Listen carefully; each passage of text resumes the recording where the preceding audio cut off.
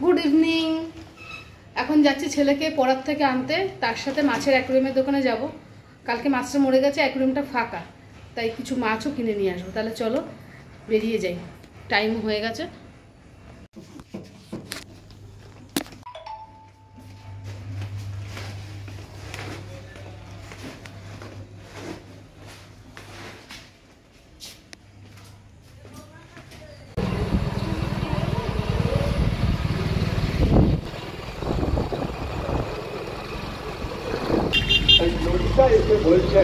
আর যখনই বেরিয়েছে লক্ষ্মী দেবী সন্ধ্যায় বলছে কি আছে আমরা বলে শুধু গরু দুধের জিনিস আছে আর ওই লতা পাতা ফুলটুল আর মন্দিরের পালক দিয়ে সবুজে সাজানো এরকম আছে তো না বলে লক্ষ্মী দিয়ে হাত কারণ করলো করলো কেন না এই সোনার অলঙ্কারের ঝলঝলটা দেখি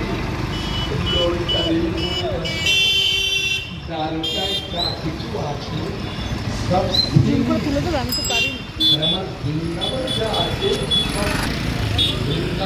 ছেলেকে আনতে যাওয়ার সময় রাস্তায় দেখছি জগন্নাথ বলরামের ইস্কন থেকে সুন্দর করে সাজিয়ে যুবগোষ্ঠীর সামনে বেশ জগন্নাথ বলরামের সম্বন্ধে বলছে, দেখাচ্ছি দাঁড়াও কি সুন্দর লাগছে দেখো জগন্নাথ বলরামকে।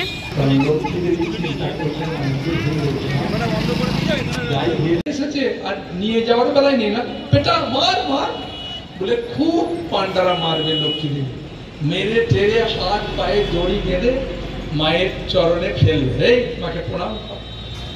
তখন পান্ডারা বলবে মা আমরা তো নিয়ে যেতে চাই, প্রভু যেতে চায় না।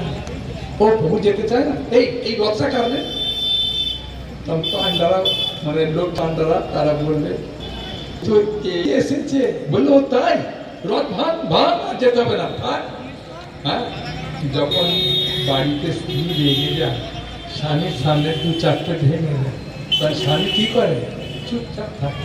ছেলে মেয়েদের বলে এই তোর মায়ের এখন মাথাটা গরম হয়ে গেছে কিছু বলিস না আরো ভাঙবে পালিয়ে যায় বলে পালিয়ে যায় দেখবি। হ্যাঁ, ওখানে থাকে না। তো জগন্নাথ দেব আর বেরোই নেই, কে বেরিয়েছে এরকম ভাবে করছে। তখন ভাঙার পরে বলছে এই প্রভু কোথায়, প্রভুকে ডাক। তখন জগন্নাথ দেব আস্তে আস্তে আসছে আর লক্ষ্মী দেবী যখন স্ত্রী রথ উপলক্ষে এখানে সুন্দর একটা অনুষ্ঠান হচ্ছে আর দূরে কি সুন্দর জগন্নাথ মূর্তি সেটা তোমাদের দেখিয়ে দিলাম, কি সুন্দর দেখো। যখন রাগটা আছে স্বামী চলে এসেছে কেমন সুরে বলবে কি যতটা ভালো হলো ভালোই উঁচু হয়েছে, সুন্দর লাগছে দেখতে। কিন্তু আমার ছেলে আনতে হবে, দেরি হয়ে যাচ্ছে, তাহলে চলে যাই। মাছ ফিল্টার সব কিনে নিয়ে চলে এসেছি। আর একটু মাছ কেনার ইচ্ছা ছিল কিন্তু রাত হয়ে গেছে, দোকান বন্ধ করে দেবে, তাই জন্যে আর মাছ কিনতে পারিনি। এই কটা মাছই নিয়ে এসেছি। এবার এগুলোকে অ্যাকুরিয়ামের মধ্যে রাখবো কিছুক্ষণ, তারপরে এগুলোকে জলে দেবো, না তো মাছ মরে যাবে। আর একটা ফিল্টারও নিয়ে আসলাম, আমার ফিল্টারটা অনেকদিন হয়ে গেছে তাই একটু অন্যরকম ফিল্টার নিয়ে এসেছি। আর একটু আগে গেলে হয়তো ভালো হতো, কিন্তু রাস্তাতে ছেলেকে আনার সময় না জগন্নাথের মূর্তি সাজিয়ে খুব সুন্দর করে পাঠ করছিলেন একজন, সেখানে দাঁড়াতে গিয়ে একটু দেরি হয়ে গেছে। তাহলে আজকের মতো ব্লগটা এখানে শেষ করছি। সোমবার সারাটা দিন কিভাবে আমার সময়টা কাটলো সেটাই তোমাদের সাথে শেয়ার করলাম।